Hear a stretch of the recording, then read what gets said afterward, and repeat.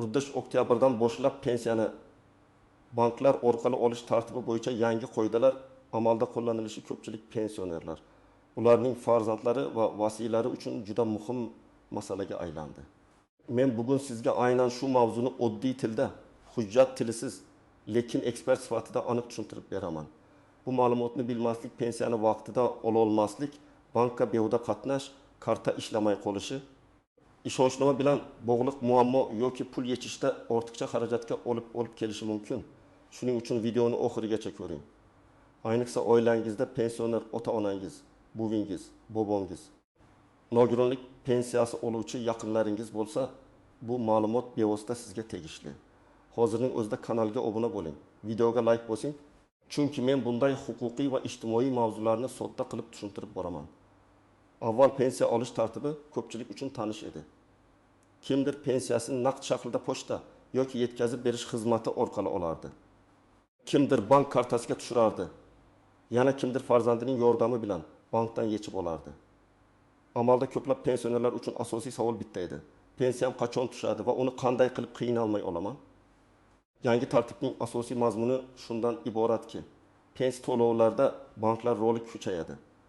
Ya'ni pensiya pullari pensionerning bankdagi hisob varag'i yoki plastik kartasiga o'tkazilishi, bank orqali identifikatsiya qilinishi. Ayrim holatlarda pensionerning shaxsan mavjudligi yoki hujjatlari tekshirilishi muhim ahamiyat kasb etadi. Bu tartibning maqsadi bir tomondan to'lovlarni shaffof qilish, ikkinchi tomondan pensiya pullari o'z egasiga yetib borishini nazorat qilish, uchinchi tomondan noqonuniy olish holatlarining oldini olishdir. Lekin oddiy odam uchun savol boshqacha. Endi men pensiyamni oldingidek olamanmi yoki yo'qmi? Bankka borishim shartmi? Kartam bo'lmasa nima bo'ladi? Yotoqdan tura olmaydigan pensionerlar nima qiladi? Ishonchnoma orqali olish mumkinmi? Bugun men shu savollarning har biriga batafsil to'xtalaman. Oldingi tartibda ko'p pensionerlar pensiyani naqd shaklda olishga o'rganib qolgan edi. Masalan, mahallada yashovchi 72 yoshli otaxon har oyning ma'lum kunida pensiyasini kutardi. Pochta xodimi yoki mas'ul shaxs kelib buni topshirardi, otaxon imzo qo'yardi va shu bilan masala yopilardi. Yoki boshqa misol, 65 yoshli ayol pensiyasini plastik kartaga olardi, lekin kartani o'zi ishlatmasdi. O'g'li bankomatdan pulni yechib berardi, bozordan xarid qilib kelardi. Yangi tartibda esa bank orqali to'lovlar yanada markaziy o'ringa chiqadi. Bu degani barcha pensionerlar bir kunda bankka yugurishi kerak degani emas. Lekin pensiya oluvchi shaxsning bank kartasi, hisob varag'i, shaxsini tasdiqlovchi hujjatlari, telefon raqami, ishonchnomasi va ma'lumotlari to'g'ri bo'lishi juda muhim bo'ladi. Masalan, pensiya kartangizning muddati tugagan bo'lsa, pul tushishi yoki pulni yechishda muammo bo'lishi mumkin. Pasport yoki ID karta ma'lumotlaringiz o'zgargan bo'lsa, bank bazasida eski ma'lumot turgan bo'lishi ehtimoli bor. Telefon raqamingiz boshqa odam nomida bo'lsa, SMS xabarnoma, mobil ilova yoki tasdiqlash jarayonlarida qiyinchilik chiqishi mumkin. Shuning uchun yangi tartib faqat pul tushirish tartibi emas, balki pensionerning bankdagi ma'lumotlari tartibli bo'lishini ham talab qiladi. Bu yerda eng muhim nuqta shuki, pensiya puli pensionerning o'z huquqi hisoblanadi. Bank ham, boshqa tashkilot ham pensionerning qonuniy pulini asos ushlab turishi mumkin emas.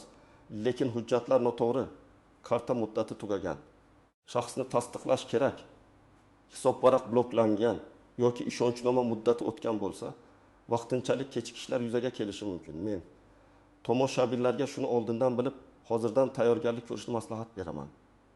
Birinchi navbatda pensiya qaysi bank orqali tushishini aniq biling. Ayrim odamlar pensiya kartasi qaysi bankniki ekanini ham bilmaydi. Karta ustida bank nomi yozilgan bo'ladi, lekin karta yo'qolgan eski, uyda bir joyda qolib ketgan bo'lishi mumkin. Agar siz ota-onangizga yordam berayotgan bo'lsangiz, eng avval ularning pensiyasi qaysi bank kartasiga tushishini aniqlang. Ikkinchi masala karta muddati. Plastik kartalarda amal qilish muddati bo'ladi. Masalan, kartada 1024 deb yozilgan bo'lsa, bu karta 2024 yil oktyabrgacha amal qiladi degani. Agar muddat tugagan bo'lsa, pul hisob varaqda turishi mumkin, lekin kartadan foydalanish cheklanadi. Pensioner bankka borib kartani yangilash kerak bo'ladi. Ba'zi banklar kartani bepul almashtiradi, ba'zilarida tarif bo'lishi mumkin. Buni bankning o'zidan so'rash kerak. Uchinchi masala.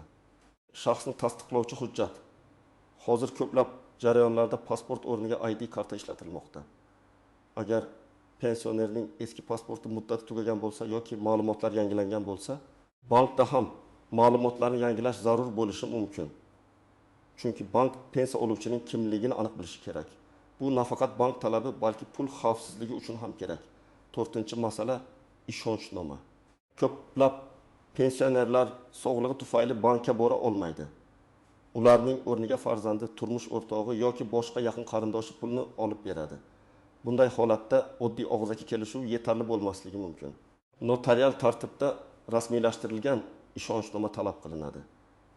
Ishonchnomada kimga, qanday vakolat berilayotgani aniq yozilishi kerak. Masalan, faqat pul yechib berishmi, bank kartasini olishmi, hisob varaq ochishmi, ariza yozishmi? Bularning har biri alohida ahamiyatga ega. 5-masala pensionerning tirikligi va haqiqiy oluvchi ekanini tasdiqlash. Bu nozik mavzu, lekin men uni ochiq aytaman. Amaliyotda ba'zan pensioner vafot etganidan keyin ham uning kartasidan pul yechib olish holatlari uchraydi. Shuning uchun davlat va bank tizimi bunday xavflarni kamaytirishga harakat qiladi. Shu sababli ayrim hollarda shaxsiy tasdiqlash, biometrik identifikatsiya yoki hujjatlarni yangilash talab qilinishi mumkin. Buni pensionerga nisbatan ishonchsizlik deb emas, tizimning umumiy nazorat talabi deb tushunish kerak. Eng avvalo, pensiya kartasi muddati tugagan yoki yaqin oylarda tugaydigan pensionerlar e'tiborli bo'lishi kerak. Masalan, 1 million 2 ming so'm pensiya oladigan onaxonning kartasi oktabr oyida tugagan bo'lsa, u pul tushmagan deb o'ylashi mumkin. Aslida pul hisob varaqda bo'ladi, lekin karta orqali yechish imkoni bo'lmaydi. Bunday vaziyatda bankka borib yangi karta olish kerak. Ikkinchi toifa, bankka uzoq vaqtdan beri bormagan pensionerlar. Masalan, 5 yildan beri pensiyasini faqat o'g'li yechib beradigan otaxon bor. Bankdagi ma'lumotlar eski pasport bo'yicha turibdi, telefon raqami boshqa odamga tegishli. Karta pin kodi ham esdan chiqqan. Yangi tartibda bunday noaniqliklar muammo chiqarishi mumkin. Shuning uchun bankdagi ma'lumotlarni bir marta tartibga keltirish kerak. 3-toifa chekka hududlarda yashovchilar. Qishloqda bank filiali uzoq bo'lishi, bankomatda pul bo'lmasligi, yo'l xarajati ko'payishi mumkin. Bunday holatda pensioner va uning oilasi oldindan reja qilishi kerak. Masalan, pensiyasi tushadigan sanani bilish, yaqin bankomatlar qayerda joylashganini aniqlash, bankning mobil xizmati yoki mahalladagi mas'ullar orqali ma'lumot olish foydali bo'ladi. 4-toifa nogironligi bo'lgan yoki yotib qolgan pensionerlar. Bu odamlar uchun bankka borish jismonan qiyin. Shuning uchun ularga ishonchnoma uyga chaqirish xizmati mavjud bo'lsa, undan foydalanish yoki tegishli ijtimoiy xizmat organlari bilan bog'lanish kerak. Men bunday oilalarga masalani oxirgi kunga qoldirmaslikni tavsiya qilaman. Chunki notarius, bank, tibbiy ma'lumotnoma, vasiylik hujjatlari kerak bo'lsa, bularning hammasi vaqt oladi. 5-toifa. Pensiyasini boshqa odam boshqarayotgan pensionerlar. Ba'zan pensioner kartasini farzandiga berib qo'yadi. O'zi esa pul qachon tushgani, qancha yechilgani, qancha qolganini bilmaydi. Bu juda xavfli. Men ekspert sifatida aytaman. Pensiya pensionerning shaxsiy mablag'i. Hatto farzand yordam bersa ham, pensioner pul miqdori, yechilgan summa va qoldiq haqida xabardor bo'lishi kerak. Oilaviy ishonch yaxshi, lekin moliyaviy aniqlik undan ham muhim. Agar sizning pensiya kartangiz amalda bo'lsa, bankdagi ma'lumotlaringiz to'g'ri bo'lsa, pasport yoki ID kartangiz yangilangan bo'lsa, telefon raqamingiz o'zingizda bo'lsa va pensiya har oy odatdagidek tushayotgan bo'lsa, ortiqcha xavotirga hojat yo'q. Yangi tartib sizni jazolash yoki pensiyani to'xtatish uchun emas, tizimni tartibga solish uchun joriy etiladi. Masalan, 2 yoshli pensioner har oy 1 million 500 ming so'm pensiya oladi. Kartasi 2027 yilgacha amal qiladi. Bank SMS xabarnoma keladi, bankomatdan o'zi pul yechadi. Bunday odam uchun katta o'zgarish sezilmasligi ham mumkin. Faqat u kartasini yo'qotib qo'ymasligi, pin kodni begonalarga aytmasligi va bankdan kelgan xabarlarni e'tiborsiz qoldirmasligi kerak. Yana bir misol, pensioner pensiyasini kartada saqlaydi, do'konda karta orqali to'laydi. Kommunal to'lovlarni mobil ilova orqali amalga oshiradi. Bunday odamlar uchun bank orqali to'lov tartibi qulay ham bo'lishi mumkin. Chunki naqd pul olish uchun navbatda turish shart emas. Pul hisobda saqlanadi. Xarajatlar nazorat qilinadi. Lekin bu qulaylik faqat karta xavfsizligi to'g'ri yo'lga qo'yilganda foydali bo'ladi. Birinchi misolni olaylik. Tursun ota 74 yoshda oyiga 1.300.000 so'm pensiya oladi. Pensiya kartasi 09.24 muddat bilan tugagan. Urdish oktyabrdan keyin u bankomatga boradi. Lekin karta ishlamaydi. U pensiyam tushmabdi deb o'ylaydi. Aslida pul tushgan bo'lishi mumkin, lekin karta muddati tugagan uchun operatsiya rad etiladi. Bu holatda Tursun ota bank filialiga ID kartasi bilan boradi, ariza beradi, yangi karta oladi. Agar bank tezkor karta bersa, shu kunning o'zida foydalanishi mumkin. Agar karta tayyorlanishi bir necha kun olsa, hisob varaqdan naqd olish imkonini bankdan so'rash kerak. Ikkinchi misol. Malika opa 66 yoshda. Sog'lig'i yaxshi emas. Pensiyasini qizi olib beradi. Lekin qizida notarial ishonchnoma yo'q, faqat karta va PIN kod bor. Bunday holat xavfli. Birinchidan, karta va PIN kodni boshqa odamga berish bank qoidalariga zid bo'lishi mumkin. Ikkinchidan, kelajakda bank shaxsni tasdiqlashni talab qilsa, qizi pulni ola olmasligi mumkin. To'g'ri yo'l. Malika opa imkon qadar notarius orqali qiziga ishonchnoma beradi. Ishonchnomada pensiya mablag'larini olish, bankda ariza berish, karta olish yoki yangilash vakolatlari aniq ko'rsatiladi. Uchinchi misol. Rustam aka 70 yoshda pensiyasini to'liq kartada saqlaydi. Bir kuni unga telefon qilib o'zini bank xodimi deb tanishtirgan odam karta raqami va SMS kodini so'raydi. Rustam aka ishongan holda kodni aytadi va kartasidan 900.000 so'm yechib olinadi. Yangi tartibda bank bilan aloqalar ko'paygani sari firibgarlar ham faol bo'lishi mumkin. Shuning uchun men alohida ogohlantiraman. Bank xodimi hech qachon SMS kod, PIN kod, kartaning orqa tarafidagi CVV kodni so'ramaydi. Kim so'rasa ham bu firibgarlik belgisi. To'rtinchi misol. Bir pensioner chekka qishloqda yashaydi. Bank filiali tuman markazida. Har oy 1.000 so'm yo'l kira qilib boradi, navbatda turadi, keyin pul yechadi. Agar uning pensiyasi 900.000 so'm bo'lsa, yo'l xarajati ham sezilarli. Bunday holatda u yaqin atrofdagi bankomat, mini bank, mobil kassalar, mahalla orqali ma'lumot yoki karta orqali to'lov imkoniyatlarini o'rganish kerak. Ba'zan do'konlarda terminal orqali to'lash naqd pul yechishdan qulayroq bo'ladi. Lekin komissiya bor yoki yo'qligini albatta so'rash kerak. Endi eng ko'p e'tibordan chetda qoladigan nuqtalarga o'tamiz. Birinchi nozik jihat. Pensiya kartaga tushgani pulni darhol yechish shart degani emas. Ko'p pensionerlar pul tushishi bilan hammasini naqd qilib oladi. Sababi bankka ishonmaslik yoki karta ishlatishga o'rganmaganlik. Aslida pul hisobda saqlanishi mumkin. Lekin pensioner karta xavfsizligini bilmasa, telefoniga kelgan xabarlarni tushunmasa yoki PIN kodni qog'ozga yozib kartaga qo'shib olib yursa, bu xavf tug'diradi. Shuning uchun karta ishlatishni o'rgatish kerak. Ikkinchi nozik jihat, bankomatdan yechishda komissiya bo'lishi mumkin. Agar siz o'z bankingiz bankomatdan yechsangiz shartlar boshqa, bank bankomatidan yechsangiz boshqa bo'lishi mumkin. Masalan, 1 million so'm yechmoqchisiz. 1% komissiya bo'lsa, 10.000 so'm ushlanadi. Bu katta pulda ko'rinmasligi mumkin. Lekin har oy takrorlansa, yiliga 20.000 so'm bo'ladi. Pensioner uchun bu dori yoki kommunal to'lov pulidir. Shuning uchun qaysi bankomatdan yechish arzon yoki bepul ekanini aniqlang. Uchinchi nozik jihat ishonchnoma muddati. Ba'zi odamlar bir marta ishonchnoma qildim, endi doim amal qiladi deb o'ylaydi. Yo'q, ishonchnomaning muddati bor. Muddati tugasa, bank vakilini tan olmaydi. Shuningdek, ishonchnomada vakolatlar to'g'ri yozilgan bo'lsa, masalan, faqat pensiyani olish deyilgan, lekin karta yangilash yoki hisob varaq bo'yicha ariza berish ko'rsatilmagan bo'lsa, bank ayrim amaliyotlarni rad etishi mumkin. Shuning uchun notariusga borganda vaziyatni to'liq tushuntirish kerak. To'rtinchi nozik jihat. Vafot etgan pensionerning kartasidan pul yechish mumkin emas. Bu juda muhim. Agar pensioner vafot etsa, oila a'zolari bank kartasida pul bor deb uni yechib olsa, keyinchalik huquqiy muammo tug'ilishi mumkin. Vafotdan keyingi mablag'lar meros tartibida hal qilinadi. Daf puli oxirgi oy pensiyasi. Meros masalalari bo'yicha pensiya jamg'armasi bank va notariusdan qonuniy yo'l bilan ma'lumot olish kerak. O'zimizning odamimiz edi degan gap huquqiy jarayonni almashtirmaydi. 5-nozik jihat. Pensionerning roziligisiz uning kartasidan foydalanish mumkin emas. Oilada ham bu muammo bo'ladi. Farzand ota-onasining kartasini olib pulni o'z ehtiyojiga ishlatadi.